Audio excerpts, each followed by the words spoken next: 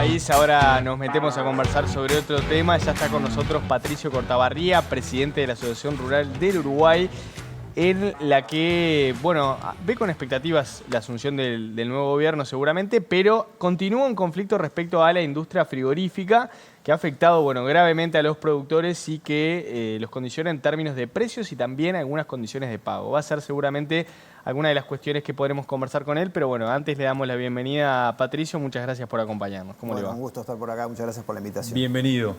Le pregunto, porque es prácticamente de orden en primer lugar, sobre las expectativas que tienen desde la asociación respecto a la asunción del nuevo gobierno. ¿Cree que pueden haber señales positivas? ¿Realmente lo proyectan de manera diferente a la actual? ¿O creen que se van a mantener en la misma pelea de siempre y bueno, pujando por sus intereses? Bueno, creo que la Rural está cumpliendo 154 años este año, 2025. Y como dije en otros medios, hemos pasado por gobiernos de todos los colores, dictaduras y hasta revoluciones civiles, si querés. Y en definitiva, como tú decís, vamos a seguir pujando por los intereses que entendemos que le hacen bien al sector, que le hacen bien al agronegocio, y eso es nuestra tarea como gremialistas. Es un nuevo gobierno que empieza, hay temas importantes para hablar, para discutir. El primero, y no me gusta ser tan reiterativo, pero así funciona gran parte de esto, seguramente sea la política monetaria, el tipo de cambio, que van a ser cómo se va a manejar la política en ese sentido, porque entendemos que es una de las patas fundamentales para que el sector le vaya un poco mejor, es tener un dólar un poco más fortalecido dentro de nuestra economía nacional.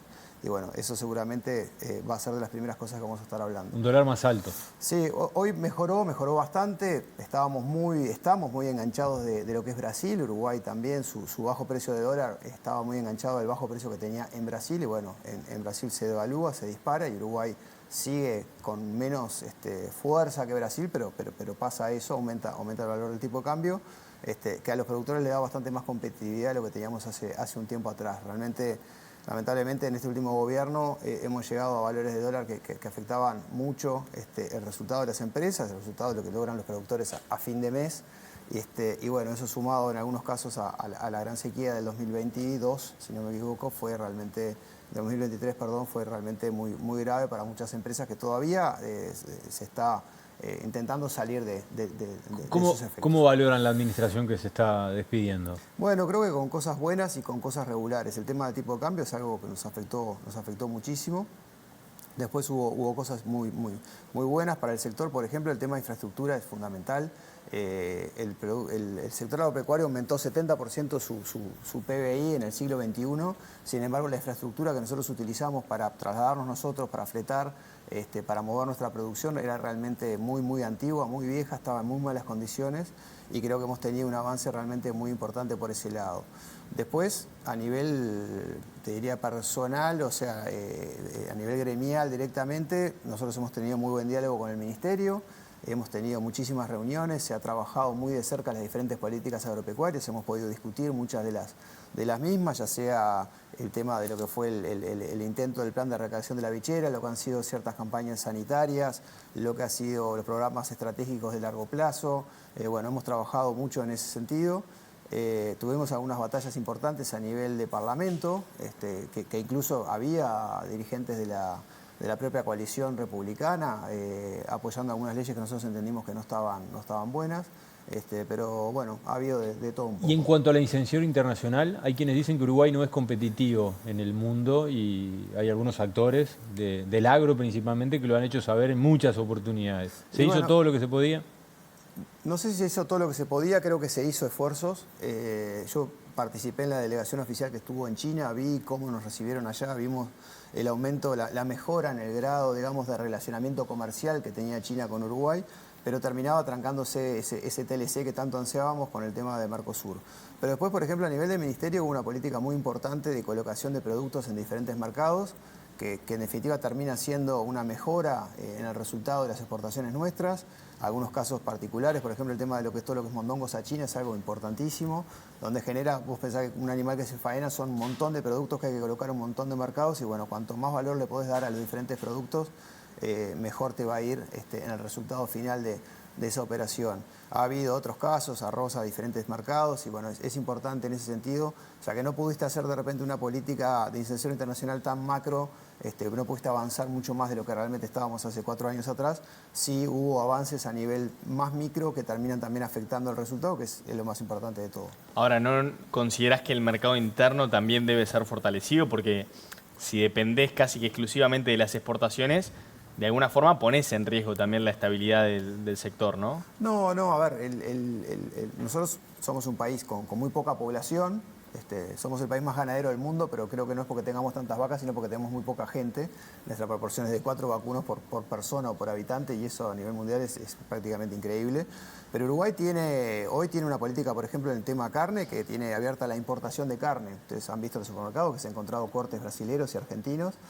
En definitiva, eso creo que muchos de los países de las primeras economías del mundo, tanto que exportan como importan según lo que mejor resultado económico les da. Y en definitiva, Uruguay es de las poblaciones, por ejemplo, que más carne consume en el mundo. La dieta uruguaya tiene un alto porcentaje de proteína, tanto vacuna como de aves y de cerdos. Sí. Y bueno, en definitiva eso es bienestar, porque hay muchos países que realmente poder comerse un churrasco o disfrutar de un asado es un lujo. Has mencionado varias veces la necesidad de tener una política coherente en relación al sector. ¿Cómo esperás que cambie, por un lado, la regulación del agro y también cómo podría llegar a afectar la presión fiscal con este nuevo gobierno de Yamandu Orsi? Bueno, a nivel de presión fiscal, el compromiso asumido por el gobierno fue de que no hubiera un cambio a nivel de impuestos.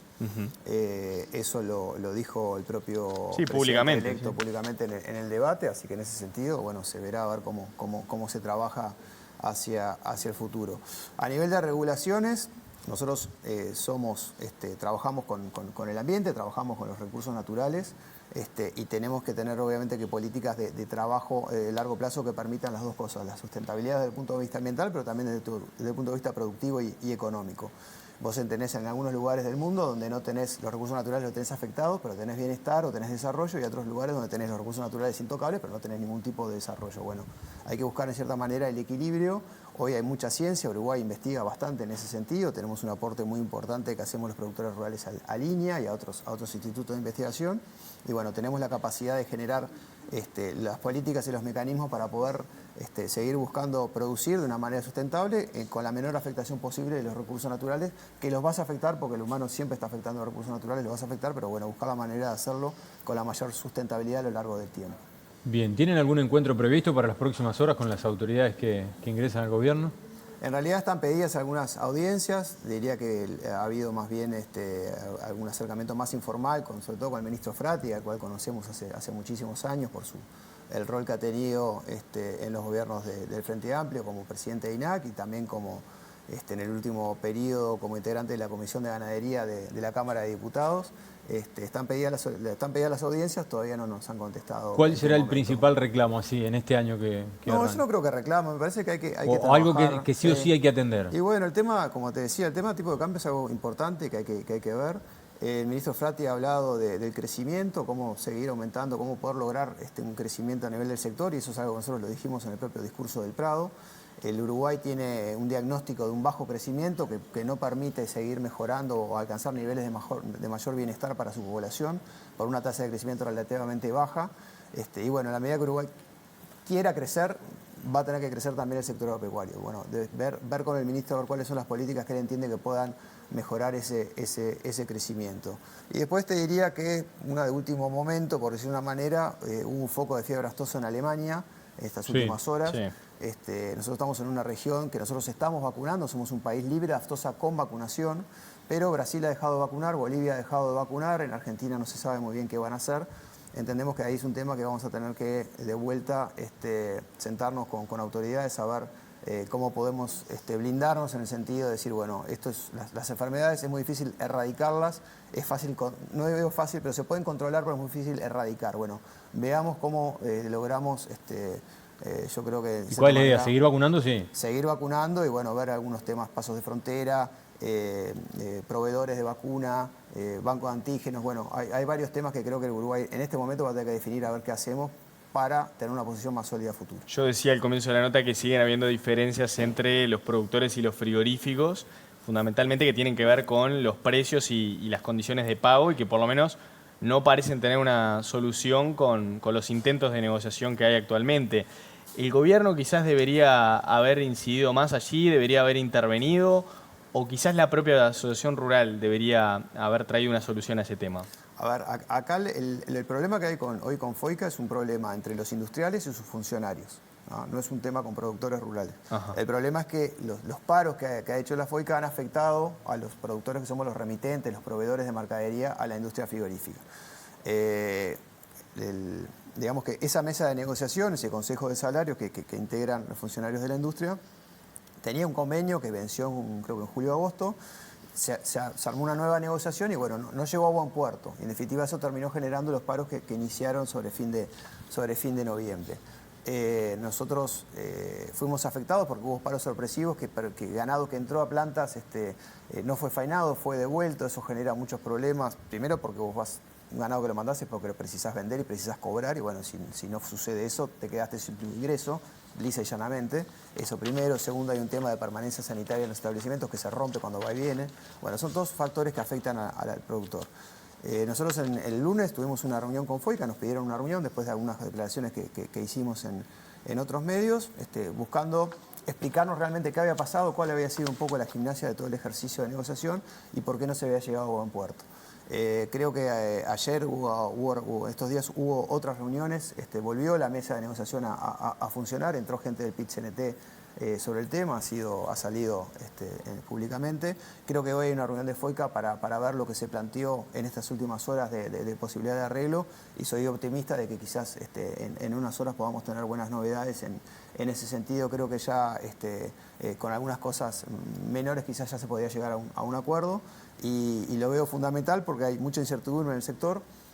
La primavera había sido muy buena desde el punto de vista forrajero, pero el verano ya creo que 2025 no tiene lluvias registradas, así que necesitamos que se restablezca esa paz sindical, que se restablezca la confianza y que la gente pueda empezar a remitir la hacienda a los frigoríficos de manera fluida, porque estamos creo que en un buen momento y hay que aprovecharlo. Hay buenos precios internacionales, hay un buen valor de la hacienda, hay hacienda pronta y terminada por las buenas pasturas que hubo en primavera. Bueno, es un momento de captar eso y poder empezar los nuevos ciclos de engorde y seguir los ciclos productivos que tiene el sector agropecuario siempre. Patricio Cortabarría, gracias por estos minutos, ha sido muy amable, la seguimos en cualquier momento, que sea un buen año. Bueno, muchas gracias igualmente para ustedes.